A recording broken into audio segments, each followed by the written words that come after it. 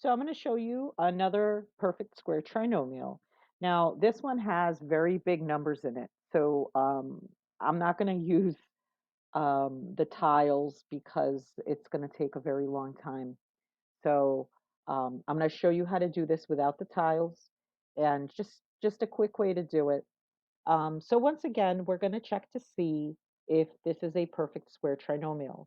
So you check the first term and you check the last term. Okay. Now the first term, can we make a square out of it? Well, is 49 a perfect square? Yes, it is. We have 7 times 7, that's 49. And is x squared a perfect square? Yes, it is. We have 7x times 7x. Now, is 4 a perfect square? Yes, it is. 2 times 2 is 4. So we have figured out that all of those things are satisfied. Now, we have the product. What's our product? 49 times 4.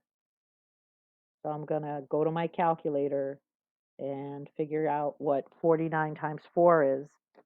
I actually already figured it out in my head. Is 196.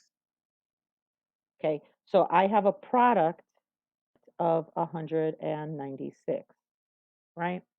So now I have to figure out, well, if this really was a perfect square trinomial, we'd have to have the same number times itself give you 196.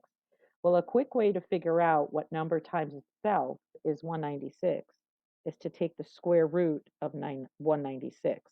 So go to your calculator and figure out what the square root of 196 is. All right, that gives me 14, which means that if I go to the sum area, 14 plus 14 has to give me the sum that's right there.